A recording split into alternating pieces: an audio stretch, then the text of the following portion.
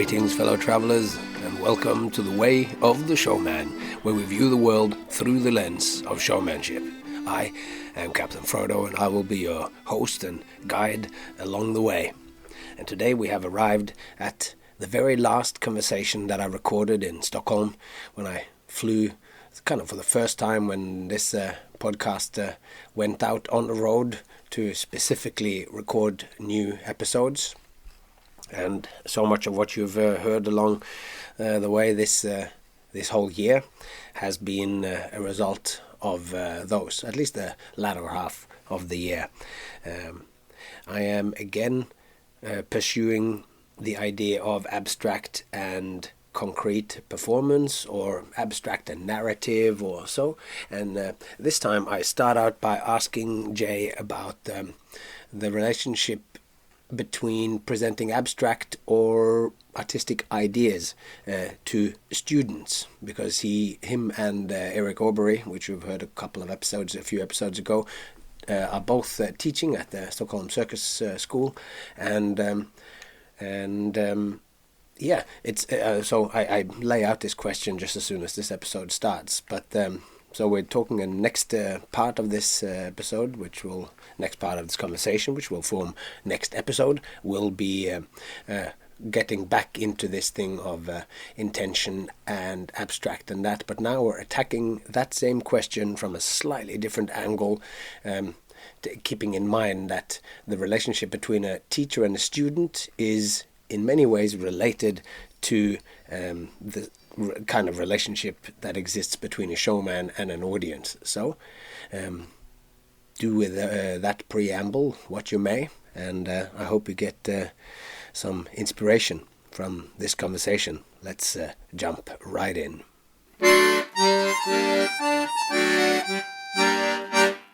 What I would like to talk about is how to be able to present ideas to the students and in the circus school, and I would like to expand that concept as we go on, possibly into creating general work, because as you know, I think there is a kind of equivalency between a teacher and students and a performer and an audience. Right. There are similarities between those, so I think that the activity that we talk about now is also related to what teachers do, and both you and Eric are frequently in a teaching situation. And this springs from listening to you and Eric talk, and towards the end, I think, of the March episode, he was talking about he's going to do a session of teaching at the circus school for the juggling students, or for more students, and he was going to present some of his ideas, which we have already visited on this podcast. And you said, well, to be able to do that, you need to have really concrete examples. So I would just like to ask you about that, because you have the examples can be seen on the internet at juggling.school of how you approach these exercises and how you can teach juggling as art, I guess. So how do you approach, so not just juggling to find a new cool trick, but because Stockholm is an art school, it's in the description of what this school is for you to be an artist. It's not just to be a technical juggler. So and just in general, I also come up with lots of abstract stuff. So I'm interested in how can I connect that to students, because I think in a subtle way that we can get onto, it's also related to how I could then explain ideas like this to an audience or whatever. Yeah, so, I mean, so there's a couple different layers there. One is that in terms of, so just confronting that idea of giving an example. Mm-hmm. So I think you can have a conversation with someone about anything in any context, and you can think you know what's happening in the conversation. Let's say you meet somebody in the street and you start talking to that person and they're using words, and as far as you know, we do this all the time, we just casually assume that we understand when they say that they went out and was riding their red cow yesterday. We know what the color red is, and we know what a cow is, and we know what riding means, and we know what yesterday means, right? Like we just have this is how language works. You just, hey, we have a common meaning of these words. But I think particularly in a you can say like maybe the classroom environment's a focused environment of communication. It's like not so casual Yeah. as maybe meeting somebody on the street talking about their red cow. Mm-hmm. So then if you're having a conversation with a student, for example, then giving a concrete representation of what, again, a specific example of what you're talking about using words, first of all, establishes some sort of baseline. Because I think, especially like you were saying, if it's an artistic school, maybe you're working with bigger concepts than perhaps you had already mentioned technique. Mm-hmm. Like, hey, let's find a new trick. But what if we take a more conceptual approach? Then you're going to use words that are broader, more, you're expanding ideas out.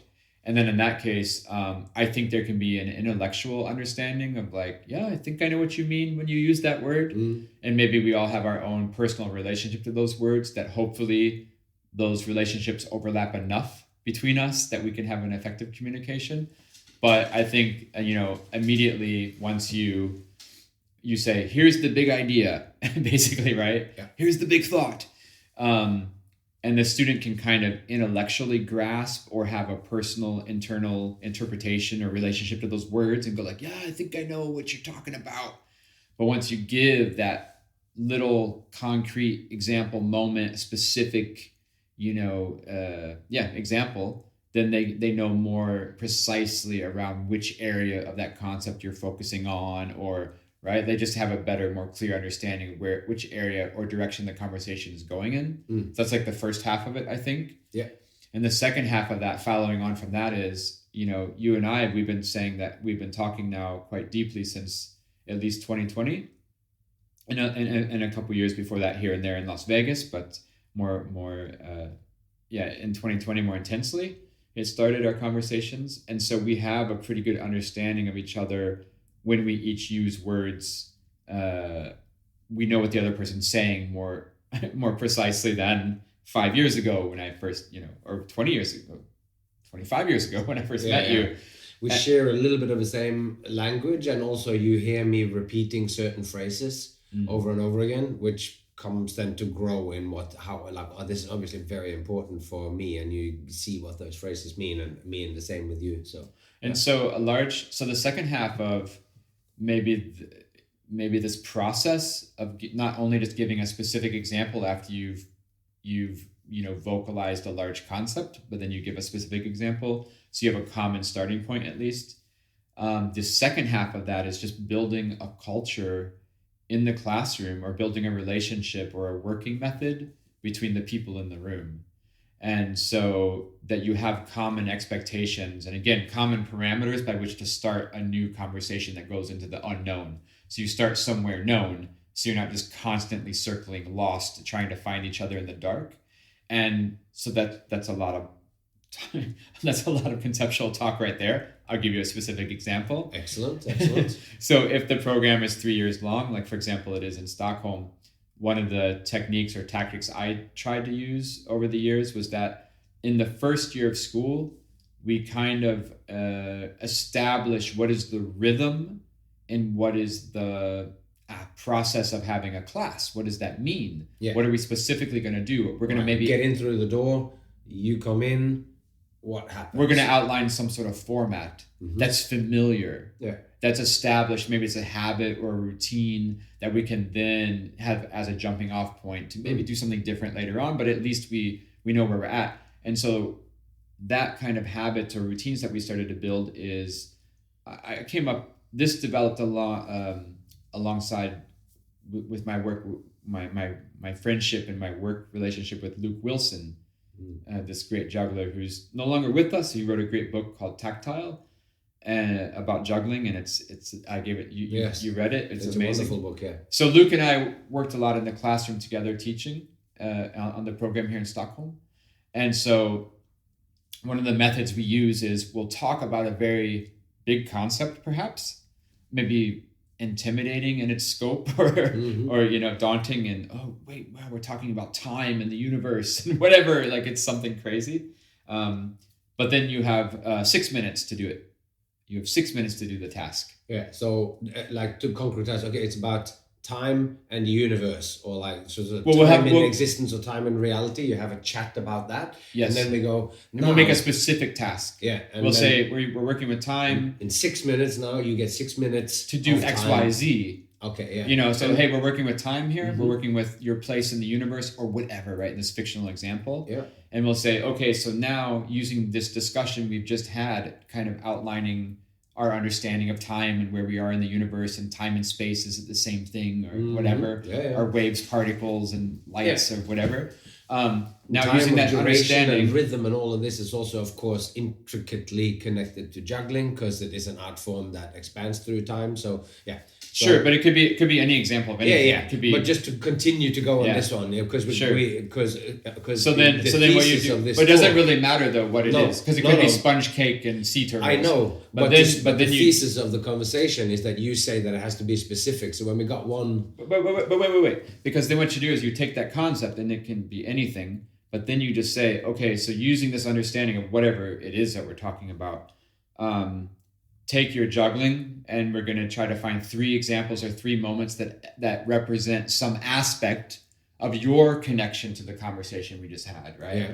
And maybe that after we have this little exploration of physical, I hate the word research, but physical research of what we're thinking about. It is. Then research is a valid word in this, because you're giving them a task, and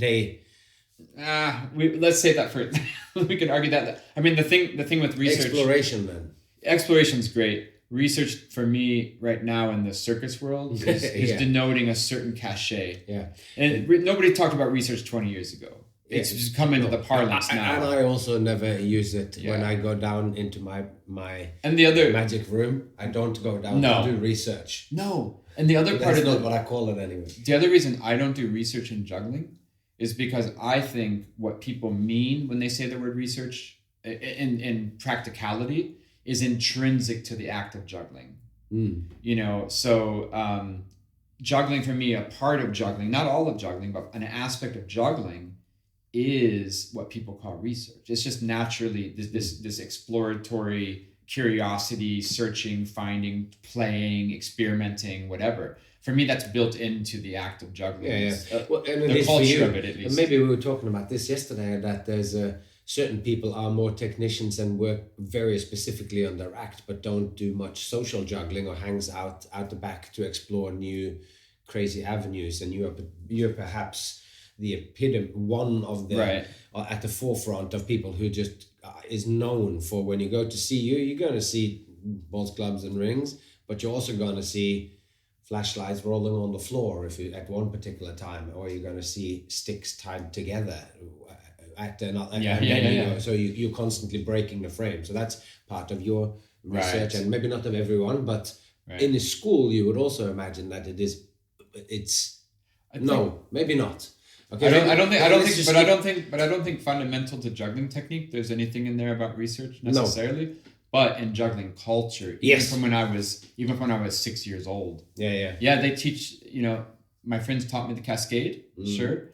But even in that, then you start to play. Like juggling does have that. But that's a beautiful exploratory word too. Side. It's like, I'm going to juggle, but I'm going to play. I'm going to go play around with this idea. Yeah, I'd say that. Or I'm going to play juggling, like where you are actually not. You just sort of saying, and you get a good feeling to this, or you go, this looks cool. So there's something. This is a cool idea. But when you thought to hold 2 balls in one hand, But now everybody's using the word research. Yeah. I've been researching crossed arm patterns, and the way we use this language is to communicate to the outside world. Yeah. Because if you say, hey, I'm going to go down to the park and play around with my juggling clubs, it's like, is that kind of a waste of time? You go, well, I'm going to go to the park. I'm going to research my back cross technique. But this is a really interesting thing that ties back to how I frequently as a recurring theme in season 2, which is The Way of the Showman, where I lay out all these ideas, is that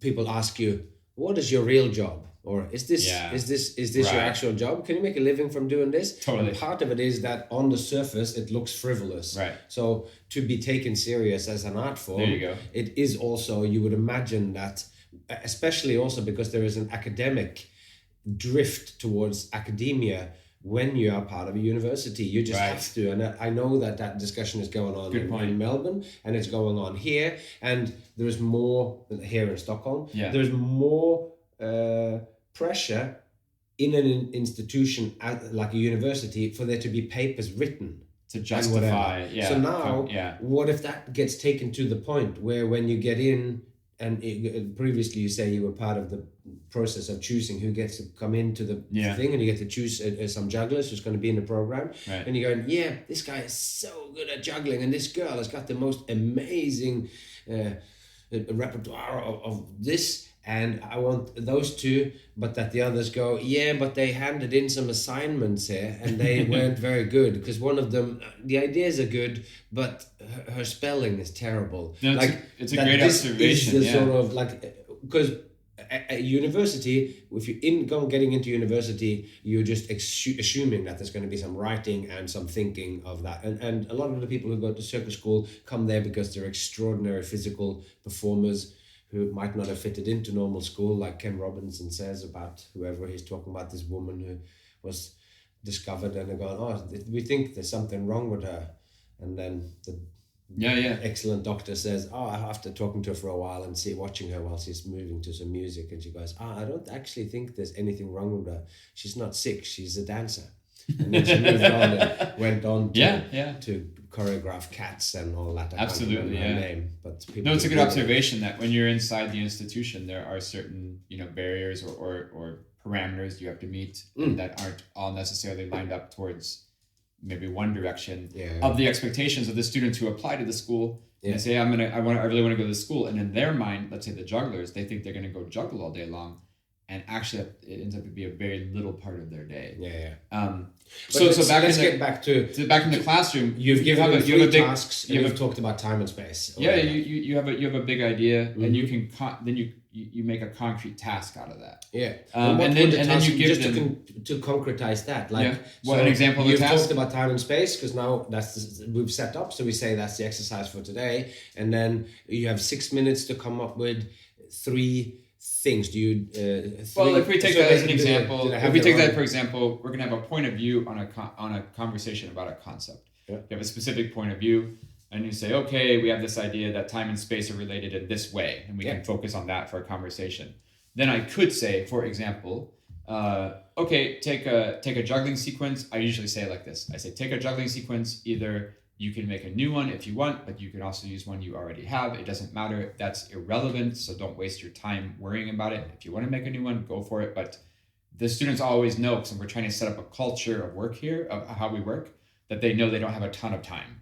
They also know then that technique in terms of this moment is not the focus. So you don't want to pick your hardest trick that you can do 1 time out of 10, because that's not the point here. The point is something else. So pick technique that's easy, that you can remix easily, and then maybe take this sequence and find 3 moments inside that sequence where you picked something out of our conversation and you try to make a moment that relates to your thought. Somehow. And that can be open to interpretation, but I always ask of the students that after we have shown the results, that they can back up what they've done. So at any moment, if I say, but why did you do that? There's some sort of answer there. And this is getting into your intention thing in a little bit. But what I'll do then is I don't give them 45 minutes to do this. You give them 6 minutes, 3 minutes, 8 minutes. It always changes. Luke would always change it. But the point isn't to invest. The point is not to dedicate your life to this question. The point is only to kind of have those first thoughts, because what you want to do then is it's an iteration. So you 6 minutes, and I get it. It's a super short time. It's stupid. At the same time, though, those 6 minutes will confront you with all the big questions, because you're going to have to start making your own rules and your own decisions, and you're going to have to say, wait a second. Yeah, we were talking about time and space. That was pretty fascinating. There's said a bunch of big words. There was that one cool part where time was like this and space was like that. And maybe that was where it was like they were slipping by each other. You can make a metaphor. I don't care. However you want to do it. Then you go, oh, maybe I can make a technique with my ball where the one slips on the other one, or slides, or I slip on the ball on the floor. Who cares? And you only have 6 minutes. You have to go fast, and you have to just you have to commit to choices. And after 6 minutes, we show each other what we've done. And of course, this kind of teaching style, it comes from the necessity of having really diverse students, not only in terms of people, but in terms of techniques and disciplines. What I mean is, in juggling, you can do ball bouncing, cigar boxes, shaker cups, Diablo, foot juggling. So let's just say that's it. So today you have a foot juggler and a shaker cup and a Diablo expert. So if you walk in and you say, okay, everybody, let's take the Diablo and do the string climb. Then the foot juggler's like, oh, I guess my morning, I just wasted my class. Like, why am I here? Come here to do Diablo. So we do this conceptual work, and then you can fill in your technique into these ideas, but everybody shows first. And then after you show, we can talk about it and say, well, what did you mean when you did that? Or, hey, I watched your sequence. I did not see 3 moments at all that related to anything we talked about. Oh, but I was thinking this. Okay. Then we start to it's just kind of like raw material to start to shape a discussion, right? This just seems also beautiful to exactly this question that I have with like abstract and concrete that I've been trying to get to, because you're just going, well, that idea, that's a shallow idea. But the second idea, that's a really powerful idea. But anyway, or more that you have these discussions, you frame a little assignment, you have one sort of attempt at it, but the students start to have a desire then. Because once you see that first attempt and you go and you say, maybe for example, I did not see in your sequence anything of the task. Yeah. But then they can say with words afterwards, and they can say, no, but it's at the beginning when I took the ball and put it on my head, I was thinking this. And now we can have a real discussion, because we can say, great, I love it. You had an intention. You thought this idea, so therefore you put a ball on your head, but I did not see what you wanted to do. But now, because you have an actual idea, we can start to talk about how to make that manifest. So this is great. So Eva goes, it has that abstract or concrete or whatever art and has to do with intention. And within there could then be that there's a 2-step process. First is that you have the intention put into the work. That's the goal. I put the ball on my head and I did it. And then you say, okay, but that idea is actually, there's something to that. It was a strong idea, but it was a shallow expression. So if this now is your attention and we like this idea, the ball on the head all of a sudden is time passing like this. What can you do with this one here? This idea and this image that you've come up with, so that this idea will stand out stronger. And then this exercise also becomes then a practice at being clear in your artistic expression. Well, so that's exactly what it is. You nailed it right there. So this first year in class is really just repetitions of making choices. I say this all the time. Yeah. Look, what we're practicing to do is to make choices. And because I try to think for a long time, what is the point of having juggling in a circus school? I can understand other disciplines and also on different levels, though. I mean, different, kids courses or youth circus, and then there's high school. But now we're talking a university. What does it mean to have juggling at that level? And then you can start to say, well, with acrobatics like teeterboard or flying trapeze, you need to have a safety net. You need to have a safety belt, maybe a lunge line. You need to have a coach that says when to open up out of your quadruple flyer, like flip to the catcher on swinging trapeze, those are helpful things. But when we're talking about juggling, more or less juggling technique is not life or death, like some of the other, just like teeterboard. And also juggling technique is not, you're not going to get in, like you just don't need help. You just need to go grind away in the corner at your 7 club back cross cascade, right? And you don't necessarily, especially at that level, you definitely don't need a coach standing there saying like, well, the third club from your right hand went 1 centimeter lower than your left hand. Because you should practice. Because get off the floor and practice. At that point, you shouldn't do that. Yeah. Yeah, because at that point, if you're at that level of high technique, you also know how to learn you learned how to learn. Yeah. You've already learned how to learn. Yeah, that's right. And maybe this kind of discussion it's not useless. But maybe it should happen at an earlier phase in the education, maybe in the high school or in the youth circus. Yeah. You don't just teach somebody how to juggle, you also teach them to learn how to juggle themselves, like that they can teach themselves how to juggle. I mean, in the ongoing debate of that we've now had a little bit where we talk about schooling too, then that's like that should be one of those things that should happen. Not just how to learn, but even to start a kind of desire for you actually to learn something. Right which on. does mean that you need to find something that you're interested in, which is the way that the normal school system, now we do this for 40 minutes, now you do that for 40 minutes. So even if you totally dig what's in the first 45 minutes, it gets abruptly halted after you've just getting into a groove, and then you finish doing maths, which is your passion, and all of a sudden you're doing I was going to say ceramics, but that's maybe more for a Waldorf school or whatever. But that there's an unnatural rhythm here, whilst the guy who juggled the 7 clubs, or the girl who did the foot juggling, have gotten to that stage because they have not spent just 20 minutes warming up, then 20 minutes doing their act, and then 20 minutes warming down, and then that's the end of that. They've just done days and days and days of doing the same thing to just really go into it. So so I think what's the point of juggling in a higher education, like in a university setting? There's a few different factors I came to, but one of them is efficiency. And so efficiency, meaning that if you're in a supportive environment, hopefully we can help you do what you want to do using, like maximizing your resources, which is your time, energy, passion, money, whatever, right?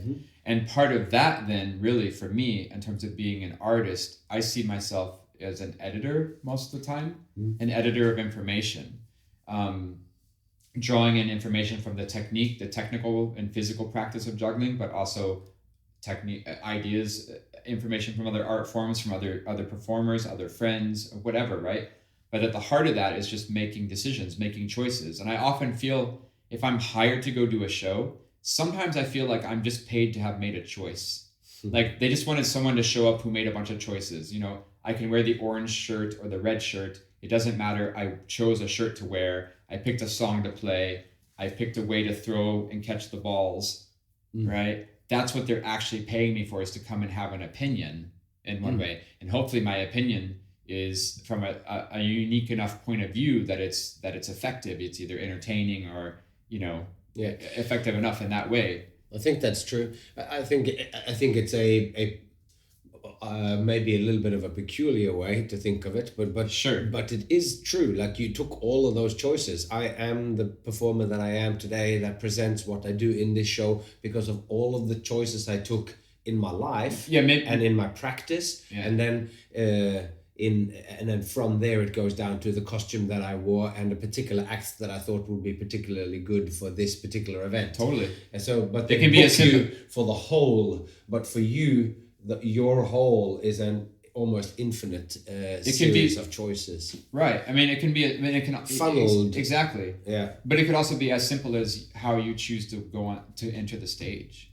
Yeah. Right. It can be as fundamental as that. Yeah, but that's it. It's like, that's the act, and how am I going to connect them together? And it's like, you make all those choices first. It's like, okay, I made all the choices so that I played my cards, so that when the circus arrived in Denmark and it's pouring with rain, I could sit inside and I'm glad I played my card, so that I am now in my caravan warming up for the gig, and the workers are out there in the rain and they played their cards to be putting up the tent in the rain, and I'm like, okay, so I did a series of choices that landed me in this place, and they did a series of choices that landed them in another place, and then when we're hanging out at a party, then it's all the same. So we can, and that's totally right, and we can also, and on one level, of course, say this is all of our lives in every single moment, that you're here and I'm here, Frodo, because we each made choices that led to this right moment. Yeah. But I think there's something a little bit more clear in the connection between being an artist and this idea of making choices, which is because I often think of the student and therefore myself walking into the white room or the studio, walking into the empty studio. You stand in the middle of the floor, you have the whole day ahead of you, and you think, oh, what am I going to do? And I mean, what am I going to do in the specific sense of, like, now I'm a juggler, I'm going to make a new act. And you stand in that studio, right? And we've all had that moment. Yeah. And you think to yourself, what am I going to do? What should I do first? should I start with my right hand? Oh no, that's not quite. That's a little bit boring. Maybe I start with my left hand because I'm right-handed. That'll throw them off. You know what I mean? Yeah, whatever thinking. Making a creation. So it's a sequence of choices, and Yeah. that's what I meant. And I guess I just immediately went to the big picture. No. But yeah. It's how to present, and because I would also say that you have made all those choices of what you're going to do, and then you end up in front of the audience, and then you're still making further choices on how to present that, and you're going, ooh, I can't start with my left because of reasons. And yeah, I mean, me and you, I mean, you freaked me out a lot about that, which you were totally right to do, because we were so deep in process with the Reflex show for a year and a half to create for the premiere. And then towards the end, I was a bit suffering. I think the process was a bit too long for my taste. Like, I wish the show could have happened a little earlier, so I could have stopped obsessing about it earlier in that certain way. Yeah. Because you kept saying, yeah, man, but even once we do the premiere, it's alive. It'll just keep changing and keep growing, and each new time you do it, and I'm like, no, I need the choices to stop. Right? Like, I was overwhelmed. And this is also an interesting thing, because as a juggler, you can do that. I'm going to juggle with the left and right and left, and then I just do it. You fucking deal with it. It's not the best thing, but when I'm there in the level that I am at and I'm delivering language, I'm standing in front of them going, all of these words make sense. We share them all, but like you said, for some of the pieces, they already get it. And I now have 4 more minutes to say to get to that point. But I just bring up the idea a little bit first. And after talking for 20 seconds, I have convinced them of that. That to me means we have to take that out. And you can make those editing choices in juggling too, of course. They go, oh, now they've made a point. But because it's inherently, like music, it's a more abstract form of expression, you can do that same routine for the whole thing. And it doesn't alienate them completely or whatever, but we also know that eventually when you do an act hundreds of times, like Water on Mars and Absinthe, or where you have experience, or even the opening act of Reflex, which is like a classic act, you might under the way go, oh, I should do something extra over here, I should take an extra round of applause, because if I do that I get a standing ovation, but if I take that out I don't get a standing ovation or whatever. So that has to be and that aspect of it needs to be alive. So you can do a little bit of that, but I think maybe it has more to do with text then, or with the actual relation with the audience, because it's the same with a piece of music. You can slow down, you can speed up a little bit on the things, but you're still going to play the same notes. If you're playing Let It Be, then you're playing Let It Be, and you can't just something else. So maybe we've arrived at another one of those things that I'm struggling with, about concrete or not, and the direct way of talking, and you're expressing complex ideas. You can tell from the interaction with them whether they really got it or not, to more of an extent perhaps than with the juggling. Yeah, I think you're onto something there. I definitely know what you mean. I mean, for me, it was more symbolic of this, just this onslaught of like the never-ending choices, and and absolutely that the juggling is in a definitely different flavor than the speaking, like you're saying. But of course, then once you get to the premiere anyway, you're going to see what worked and what didn't work, and it's going to be changed again for the next. And we were changing it in New York every day too, with Josh and Lindsay. So definitely it was evolving, and I was just exhausted of the choices. I mean, but in class, this idea of efficiency then. So we first of all practice making choices, because that's something that we don't talk about. We could practice doing 5 balls. Like, for example, somebody who picks up 5 balls for the first time and they never juggled 5 balls, nobody, including us from the outside and including them from the inside, nobody thinks they're just going to catch all the balls the first time. You totally fully expect that you're in for a long, heavy ride of slogging against that 5-ball cascade, right? And we're up for that challenge from the beginning. It's so silly then that things that aren't technical, such as creativity, making choices, thinking of ideas, nurturing inspiration, valuing our passion, having a sustainable career, interest in what we're doing over many, many years. We think those things just happen automatically the first time, or we don't conceive of it in the same way as technique, where I'm talking about get this, like I'm talking about in juggling class right now. I'm not saying we're practicing throwing and catching clubs and rings I'm saying we're practicing making choices. Yeah, and that's maybe a little bit weird, right? But at the end of the day, it is something that you get better at. And I always have a suggestion for the students. I have a method for this because people, they get confronted with choices, and you can, including me, you get frozen, and you can get stuck in the moment of indecision. And when we go back to this idea then of efficiency, then what it means is you want to do, the most results for the least effort, right? That doesn't mean you can't give a lot of effort, but if you give a ton of effort, you better get 1 million results, hopefully, right? That's this idea of efficiency. And so I always think again of being alone in the studio, and you say, okay, today I'm going to make a new juggling trick. And of course we have this desire to say, I'm going to make the best juggling trick anybody's ever made. So you throw the balls in the air and you go, this is cool. And you go, nah, it's not cool enough. Wait, what if I do it with crossed arms? That'll make it cooler. Yeah, I've seen people do crossed arms before. I got to think of something great. And you're just stuck in this cycle of just doubt, of indecision. And it can go on for hours or days or months or years, right? And so I always say like this, here's a little game we can play. First of all, you just do something. It doesn't matter what it is, you do it immediately. And that comes down to Luke's thing about giving a really short time for these big tasks. Yeah. So you got 3 minutes to do something about, love, and you're gonna catch a juggling trick and it's gonna be about love. Whatever. It's a stupid example, but you got 3 minutes. Yeah. So you can't really sit into that process very long. But what you do is you do something immediately, and then you just react to it in the moment, and you say, do I like it? And you have two choices. You say yes or no. If you say yes, you do something else. And the next thing. If you say yes, and then you leave that thing, and then you start on the next thing. Exactly. Yeah. And then you do the next thing, and you say, do I like it? Yes or no. And maybe this time you say, no, I don't like it. And here comes the other little half of this process. Yeah, right. Which is, if you don't like it, you have to say, why don't I like it? And this is the other thing we practice in class besides making choices. What we practice in class is articulating what we think. Yeah. So I always say to the students, hey, so, the first day of class, second day of class, whatever. Hey, show me some of your juggling. Like, show me some juggling that you like. We'll do something like show me your favorite trick, or show me your hardest trick, or whatever, right? Just that they do something. And then I can say, so why did you do that?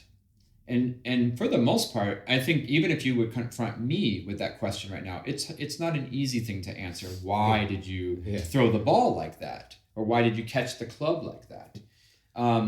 It's not something we often really consciously think about, that we're just ready with a super clear answer. Now, if you are ever stuck in deciding what to do next, then I really like this exercise. It's so simple, but then I use, how if you don't know exactly what to do, then just do something. Ask yourself, did you like that? If yes, then keep it. If no, ask yourself, why did I not like it? What's wrong with it? And this will cultivate your ability to make choices and decisions that you like. And from that, you can, when you look back in hindsight of the choices that you've taken, you might be able to spot what your style is, if you haven't already found a style externally to you and by seeing a music video that you want to copy or whatever. So I find that I do something a little bit similar when I'm writing, and when I'm creating what I'm writing, and I'm taking notes, whether it be on my phone or on pieces of paper, that I literally, when I get stuck, I actually write out on the page or in the note on the phone, I write out the question, like, what is it? Why don't I know what's going to happen now? Or what happens here? Or what does it mean that this has just happened? And sometimes just literally just formalizing and expressing the question to myself, I then need to start to answer it. And that sort of forcing can often then mean that the next thing that I write is the next step forward, and I then go back. If it's a note form, that's going to end up in a script, and I usually just delete the questions, because sometimes just expressing it. And there is something that John Vervaeke, the Toronto University professor talks about is that a question is almost solved when you have properly and well defined and articulated the question. So maybe this combination of asking questions when you're writing, or asking a specific question as to what's going on, and to learn to do something and then ask whether you liked it or not. Maybe this could be something that could help you if you ever feel like you are stuck. So until next time, tell your friends about this podcast. I really would love to have more people as wonderful as yourself listening to this every other week, or every day for that matter. You can now listen for almost 100 days if you listen to an episode every day. Take this whole thing in. So the project is growing, and I hope you are growing along with it. Until next time, take care of yourself and those you love, and I hope to see you along the way.